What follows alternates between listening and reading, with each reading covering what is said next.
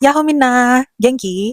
Hari ini aku mau cerita tentang gimana aku bisa kerja di Black Company, karena di video kemarin itu banyak yang komen dan DM aku juga, nanyain gimana caranya lepas dari Black Company dan sebagainya. Jadi aku mau cerita dari awal.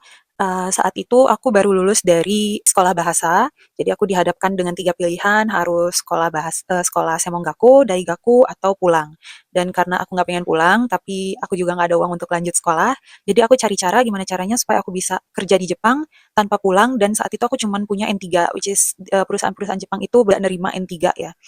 Dan setelah aku cari-cari itu aku nemu Tokutegi no Visa. Saat itu pertama kali disahkan di bulan itu cuman ada dua, restoran atau hotel. Dan karena aku nggak tahu keduanya, cuman aku pernah part time di McD, jadi aku ambil yang restoran. Dan setelah tes, syukurnya aku lulus. Terus aku mulai masukin CV aku ke website-website Jepang. Aku nunggu lumayan lama ya, kayak 2 bulan, 3 bulan itu aku nunggu.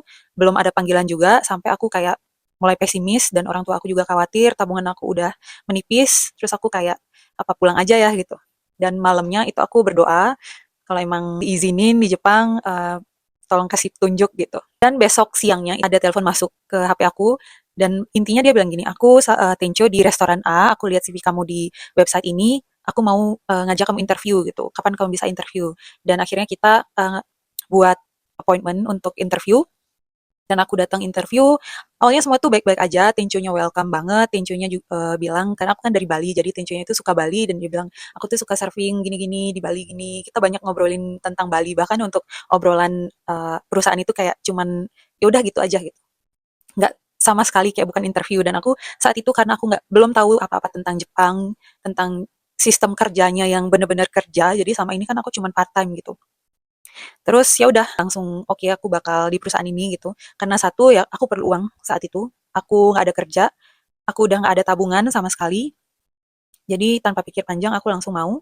Dan yang kedua itu karena fasilitasnya. Karena kalau aku masuk ke restoran itu, tencunya bilang aku akan dapat rumah asrama gitu ya, rumah sendiri. Itu cuman bayar 20.000 yen, which is itu murah banget untuk daerah itu gitu ya. Dan terus karena saat itu visa Toktiginu itu kan masih baru, masih belum ada yang daftar. Jadi aku perlu lawyers, semacam pengacara untuk ngurus visa gitu. Dan itu lumayan mahal bayarnya, bisa sampai 10 mang lebih ya, 10-15-an. Dan itu dibayarin sama perusahaan, jadi aku nggak usah bayar untuk itu, bahkan gajiku akan dipotong gitu.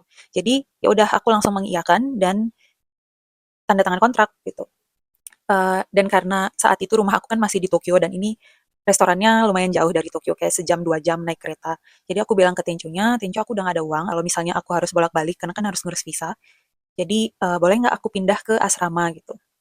Si Tenconya bilang, boleh banget kalau kamu mau kerja sebelum visa keluar pun boleh, nanti gajinya itu gengkin cash gitu. Dan aku seneng banget dong sebagai orang yang lagi cari kerja. Ya udah aku langsung pindah, dan setelah nggak ada seminggu itu aku langsung mulai kerja. Awalnya tuh semuanya berjalan dengan lancar, aku seneng banget, aku bersyukur banget. Terus jam kerjanya juga cuma 8, 9, 9, 10 jam, ya karena kan istirahat sejaman lah gitu. Dan orang-orangnya juga welcome, semuanya welcome, happy gitu. Dan ada sambutan juga karena aku masuk ke restoran itu gitu, kerja di situ gitu. Akhirnya visa aku keluar, setelah aku dapat visa, aku baru mulai kerja seperti orang-orang yang punya visa kerja gitu. Jadi mulailah nambah jam aku kerja saat itu dari jam 8.30 sampai jam 9.30. Ya jadi 11 jaman lah. 1 tahun pertama itu biasa aja karena aku masih ngerasa dapat uang dengan kemampuan aku yang cuman N3 saat itu, aku nggak bisa masak gitu. Aku masih biasa aja, masih happy, masih bersyukur banget gitu. Terus kok bisa jadi Black Company ya? Jadi ini berawal dari senior aku yang hamil.